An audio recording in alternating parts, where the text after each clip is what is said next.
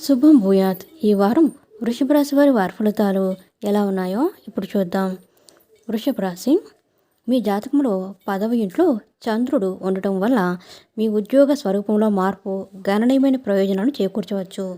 మీకు అనుకూలంగా వచ్చే కోర్టు తీర్పులు మీ వ్యాపార వృద్ధిని గణనీయంగా పెంచుతాయి.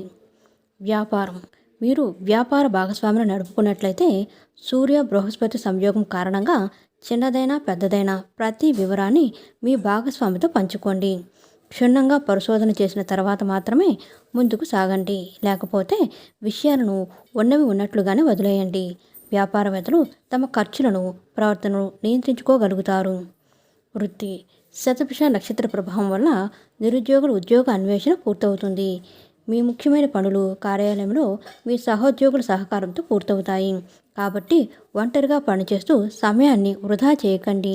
మీ మాటలతో సమస్యలను పరిష్కరించగలుగుతారు. మీ అదృష్ట రంగు నలుపు, అదృష్ట సంఖ్య 3.